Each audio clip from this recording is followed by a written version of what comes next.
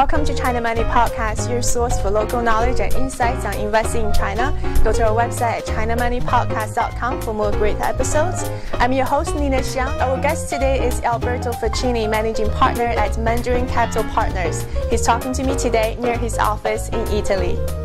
Hi, Alberto. Welcome to the podcast. Thank you.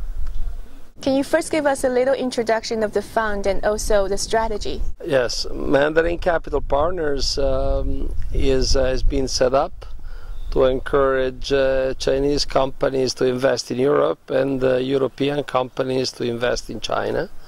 It's a bilateral fund, cross-border.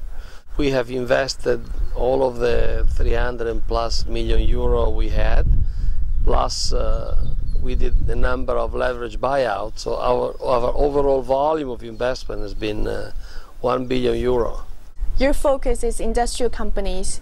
For this sector, how do valuations compare historically? We closed the fund late 2006, and then the crisis came in 2007.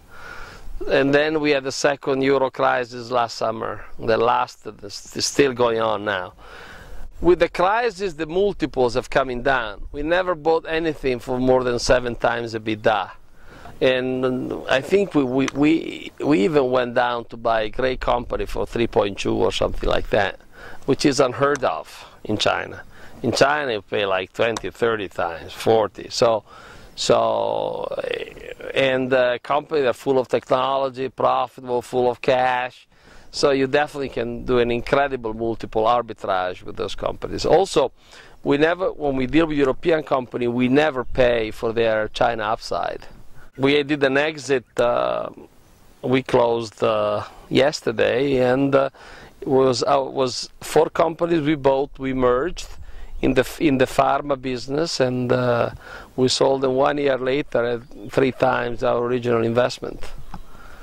Only because it was restructuring plus China exposure. That all sounds great, but I'm sure during the process of implementing this strategy as well as handling the daily challenges, there must be many risks. Can you tell us a little bit about that? We got where we are, not because we figured everything right, but because we made every possible mistake they could possibly make. We made them all.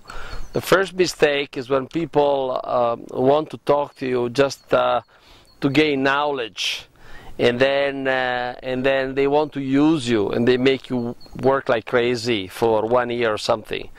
We went through that, and then we're very quick now in getting to a closing, in doing an evaluation and says either we close now or nothing. The second trap is never co-invest, rarely co-invest with Chinese companies, because they slow us down. Their process is so slow that what I discuss with a Swiss lawyer in half an hour, it takes me 2 days to explain to the Chinese counterpart.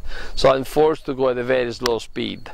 And that's a big burden. It's like running a marathon with a 20 kilos bag on my shoulder. And the third thing is not to go after a Chinese who comes to you and says, I want to buy something. Never. Whether it is a European or a Chinese, forget it. That's a waste of time. You only have the opportunity, whether it is in China or it is in Italy, and then you build a business on it. But never the other way around. How about looking out to the future? What's your outlook for Chinese European company deal picture in the next 2 to 3 years? No, I think we are just at the beginning of a gigantic trend. Chinese will invest more and more overseas. This is just the tip of the iceberg. China is a young society and it wants to get there.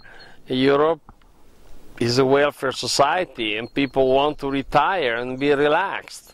So I think this is just the beginning. This is just the beginning. You're going to see more and more. And you're going to see the Chinese getting better and better at it. And we just need to be ahead of the pack. Thank you so much for your time. Thank you. That's today's podcast. I hope you enjoyed it. If you have any questions or comments, go to our website at chinamoneypodcast.com. You can also subscribe to the podcast on iTunes, follow us on Twitter at ChinaMoneyPod, or like our Facebook page. We very much look forward to hearing from you, and until next time.